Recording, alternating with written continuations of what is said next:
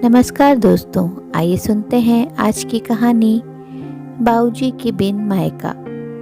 माँ की लाड भरी बातों से मेरी आंखें भीग गई। हर बात में कल्पना में बाऊजी आने लगे थे। बाऊजी होते तो यूं सबको कमरों से बुलाना न पड़ता। घर की दहलीज पर पहुंचते ही मेरे कदम ठिठक गए। हृदय और मन में उदासी छाई हुई थी। मन मस्तिष्क में बाऊजी छाए हुए थे। उनके जाने के बाद पहली बार छुट्टियों में मायके रहने आई थी। अजीब सी खामोशी थी यार दहलीज में। जैसे ही दहलीज पर दस्तक दी तो बाबूजी की कड़कड़ाती आवाज़ कानों में गूंजने लगी। जमुना, दहलीज का सांकल खोल दो, काव्य आ गई। न जाने कैसे मेरी दस्तक से ही उन्हें मेरे आगमन का आभास हो जाता था। कुदरत ने कुछ अजीब सा रिश्ता बनाया है माता पिता और संतान के बीच। संतान के हृदय की तार सीधी माता पिता के हृदय से जुड़ी होती है। उनके कदमों की आहट, उनकी खुशबू, उनके चेहरे की भाषा, उनके सुख दुख का आभास सब सरलता से जान लेते हैं माता पिता। यहाँ तक कि शब्दों की भाषा से ज़्यादा प्रबल और रहस्यमयी होती है आंखों की मूक भाषा, जिसे बड़ी कुशलता से पढ़ लेते हैं माता पिता। तभी तो सृष्टि में माता पिता को ईश्वर के समान स्थान प्राप्त हुआ है, ममतामय और पूजनीय। माँ दहलीज खोलते ही लाडो कहकर गले लगा लेती और बाऊजी काव्य आ गई, काव्य आ गई कह कहकर घर में सबको आवाज़ लगा लगा कर पूरा घर सिर पर उठा लेते थे। अपने स्नेह भरे अतीत में खोई थी मैं कि तभी दहलीज खुलने की आवाज़ आई। सामने रहीम चाचा खड़े थे। रहीम चाचा हमारे परिवार के सदस्य के समान थे। घर के सभी काम अत्यंत निपुणता से करते थे। परिवार को एक सूत्र में बांधने की जिम्मेदारी बखूबी निभा रहे थे वे। वरना आजकल के ज़माने में संयुक्त परिवार लुप्त से हो गए हैं। ये तो रहीम चाचा हैं जो अभी तक ये परिवार संयुक्त है, अन्यथा बाऊजी के ज़माने से थे, इसलिए सभी परिवार वाले संपूर्ण मान देते थे उन्हें। आओ बिटिया, लाओ सामान मुझे दे दो, कहकर रहीम चाचा ने मेरे हाथ से सामान ले लिया। घर में कदम रखते ही बहुत कुछ पराया जैसा एहसास हुआ। बाबूजी के सामने जो घर आंगन, जो घर वालों से, उनकी चुहलबाजियों से और उनकी हंसी ठिठोलियों से भरा रहता था, वो अब सन्नाटा ओढ़े खड़ा था। अगर बाबूजी होते तो इस सन्नाटे के स्थान पर शोर शराबा होता। माँ अपने कमरे में थी। बाबूजी के जाने के बाद ही माँ को जैसे उम्र ने जकड़ लिया था। घर में फिरकने की तरह घूमती मेरी माँ अब गठिया के दर्द के साथ साथ न जाने कितनी बीमारियों का शिकार हो चुकी थी। उनका कंचन सा दमकता चेहरा अब निष्प्राण जैसा प्रतीत हो रहा था। माँ की हंसी, उनका फुर्तीलापन, उनकी ख्वाहिशें और उनका अस्तित्व सब बाबूजी की चिंता में स्वाह हो गया था। अब तो चलने फिरने में भी परेशानी होती थी उन्हें। कैसी हो माँ, मैंने कहकर उन्हें गले लगा लिया। अच्छी हूँ लाडो, ससुराल में सब ठीक है? जमाई बाबू और बच्चे नहीं आए क्या? एक साथ प्रश्नों की झड़ी लगा दी माँ ने। अरे रहीम, जा जा, तीनों बहुओं को कमरे में खड़खड़ा कर कह दे कि काव्या आ गई है। और काव्या बेटा, जा तू भी थोड़ा हाथ मुंह धो ले, सफ़र से आई है ना, थक गई होगी। मैं इतने रहीम से कहकर तेरी चाय बनवा देती हूँ।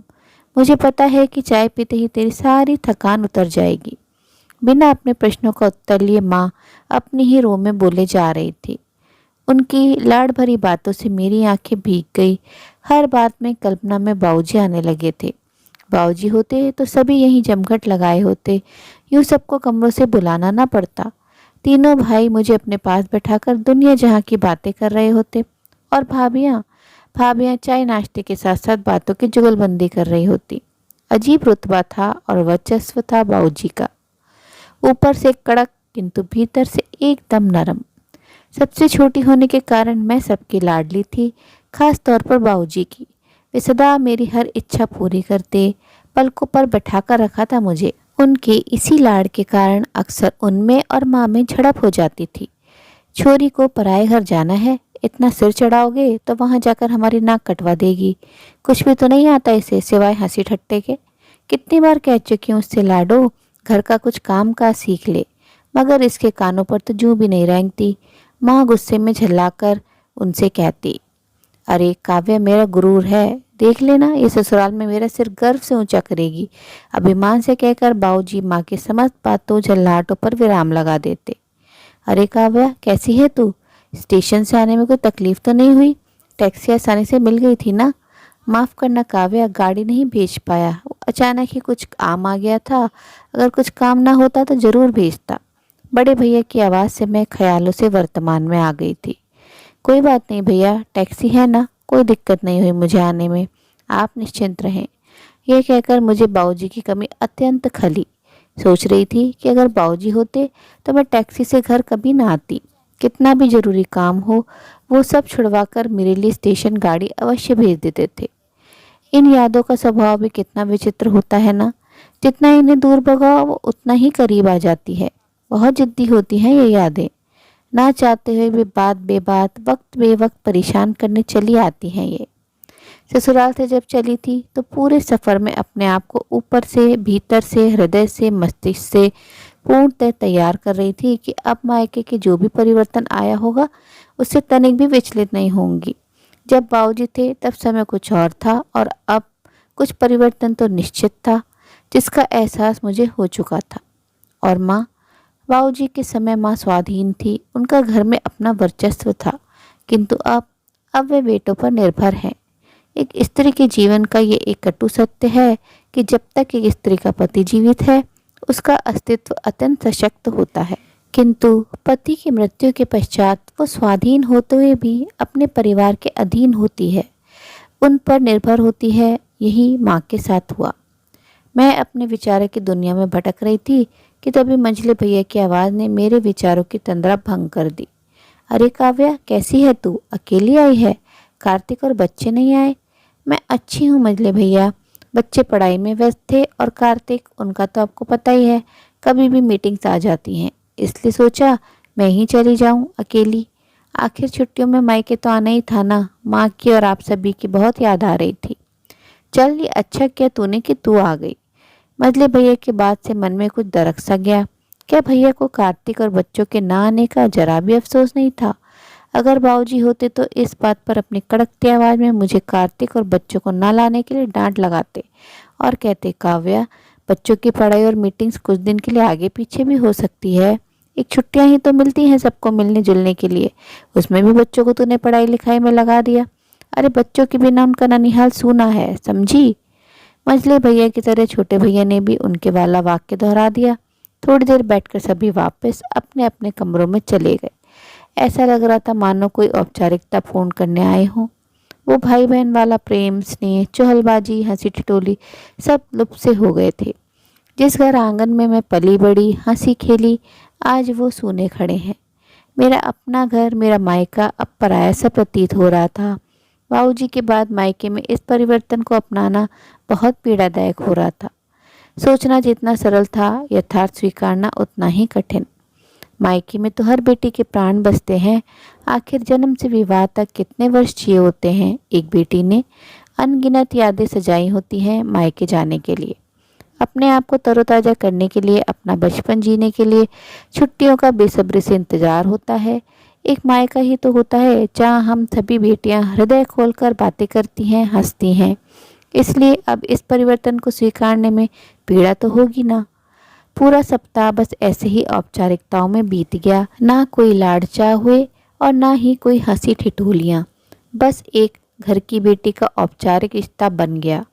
बाबूजी होते तो मैं इसी पूरे सप्ताह में पूरे वर्ष भर के लिए यादें संजोकर उन्हें समेट लेती और अगले वर्ष पूरे उत्सुकता और उत्साह के साथ छुट्टियों में मायके आने का इंतज़ार करती। पूरे लाड चोंचले होते मेरे। भाई भाभीयों ने मुझे पूरे रीति रिवाज के साथ विदा कर दिया। अच्छा काव्या, ठीक तरह से जाना और हाँ, सकुशल पहुंचने के बाद फ़ोन करके ज़रूर बता देना। अपना ध्यान रखना, बाय। स्टेशन पर छोड़ने आए बड़े भैया सीट के नीचे मेरा सामान जचाते हुए बोले, अच्छा चलता हूँ, अपना ध्यान रखना। अपना कर्तव्य पूरा करते हुए वे चले गए। मैं उन्हें जाते हुए देख रही थी और मेरी आंखें अविरल बह रही थी। सोचकर हमारा बस नहीं होता, ना चाहते हुए भी दिमाग पर हावी हो जाती हैं।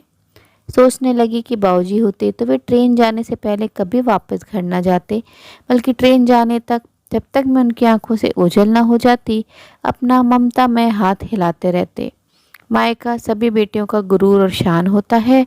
हर बेटी की हृदय से कामना होती है कि उसका मायका खुशियों से आबाद रहे, माता पिता के बाद भाई भाभीयों ने उनका मायका सदा बना रहता है। उसके द्वार खुले रहते हैं, पूरा मान सम्मान मिलता है। किंतु ये भी एक शाश्वत सत्य है, लाड़ चोंचले तो बेटियों के माता पिता ही करते हैं, वरना बात बात पर बाबूजी होते तो कि यादें न सताती। माता पिता की उपस्थिति जो एहसास देती है वो शब्दों में जाहिर नहीं हो सकता। यह भी सच है कि छोटी छोटी बातों में जो उनका प्यार और परवाह छुपी होती है वो हमें उनके न रहने पर ही पता चलती है। मायका, जहाँ बचपन से बड़े होने तक हम माता पिता के साए में बड़े होते हैं, उसी घर में उनके जाने के बाद कोना कोना उनकी याद दिलाता है और उनकी अनुपस्थिति का कोई विकल्प नहीं हो सकता। उम्मीद है दोस्तों मन को छू लेने वाली ये कहानी आपको पसंद आई होगी। कहानी अच्छी लगी हो तो अपनी राय कमेंट बॉक्स में ज़रूर साझा करें और अपने मित्रों प्रियजनों के साथ भी शेयर ज़रूर करें। दोस्तों आपसे अनुरोध है, अगर आप चैनल पर नए हैं तो ऐसे ही नई नई जीवन से जुड़ी कहानियाँ सुनते रहने के लिए चैनल को सब्सक्राइब जरूर करें। कहानी अंत तक सुनने के लिए आप सभी का दिल से बहुत बहुत शुक्रिया। तो फिर मिलते हैं अगली कहानी में, तब तक आप लोग अपना ध्यान रखिए, खुश रहिए, ऐसे ही कहानियाँ सुनते रहिए।